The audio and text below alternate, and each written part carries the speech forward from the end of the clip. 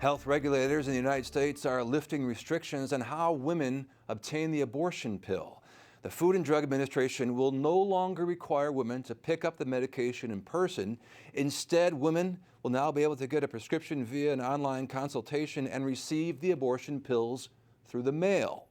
Earlier this year, the FDA stopped enforcing the in-person requirement, citing the pandemic. And pro-lifers call it a major setback for the unborn. A statement from the Susan B. Anthony list says in part, quote, abortion activists' longtime wish has been to turn every post office and pharmacy into an abortion center. They promote abortion drugs as easy, painless, and private. Science says otherwise, end quote. For more on this now, for more details, let's go to Tessa Longbons, Senior Research Associate at the pro-life Charlotte Lozier Institute. Tessa, great to see you. What is your reaction first to this decision by the FDA? Well, this is a flawed decision based on flawed data. And of course, chemical abortion is dangerous for unborn babies, but it's dangerous for women as well. And this new decision by the FDA is going to put women at risk. So I'm at home watching this thinking, as a viewer, let's say, so now any woman out there who wants to get an abortion can just do this consultation online and bam, a pill comes in the mail and you can end the life of your baby? Is that easy? Unfortunately, yes. So ever since the FDA approved the abortion pill, it's had regulations on it because the FDA understands that this is a dangerous drug. But during the pandemic, the FDA rolled back some of those protections, allowed the drug to be sent through the mail. And now with this recent decision, they've made that rollback permanent. So now it's available with an online consultation, available through the mail, and it looks like it's going to be available in pharmacies as well. Yep. So certainly increasing the spread of abortion pills and increasing the risk for women with a lack of medical oversight. But we're still in the pandemic, right? So why the switch? Why the timing of this now? Well, this has certainly been something that the abortion industry has been pushing for. They want the abortion pill to be as easily accessible as possible. They want it to be widely available. And so they took advantage of the pandemic to get the FDA to temporarily suspend the requirement that the pill be dispensed in person, but they wanted to make that official. And so they pushed the FDA to make this decision, even though we know that not all complications are getting reported, and that in fact, a recent study from CLI shows that emergency room visits from chemical abortion have been increasing rapidly over the past few years. In fact, we've seen a 500% increase in chemical abortion-related emergency room visits. Can the FDA decision be reversed?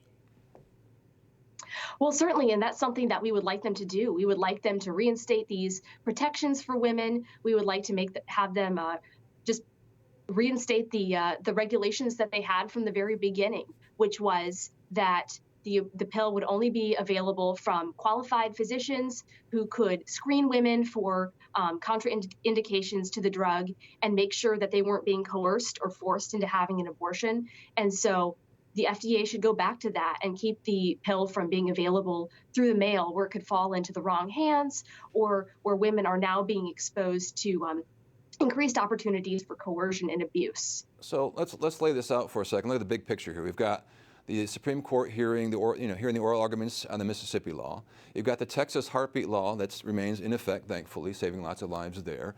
Is this the pill through the mail thing sort of an end around as if the abortion industry is thinking that Roe v. Wade is going to be gone and they're going to just try to circumvent it that way?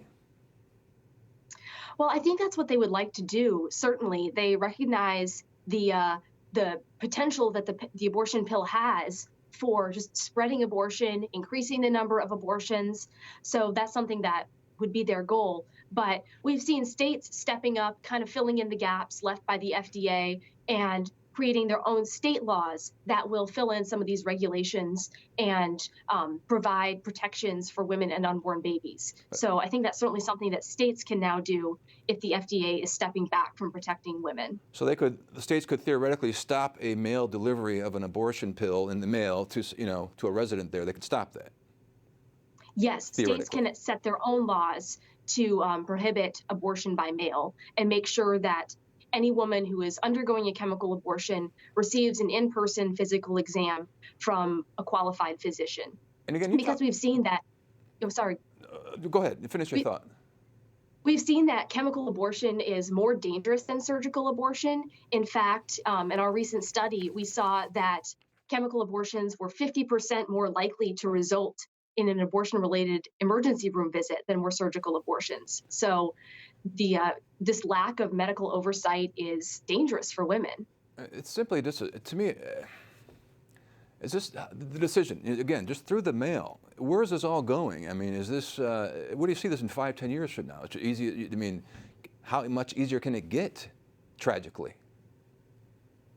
Well, certainly, I think the abortion industry would like it to be as easy as possible. They would like there to be no restrictions on abortion at all. And so they would like the FDA to get rid of all regulations, have it available in pharmacies, just like any other actual healthcare would be.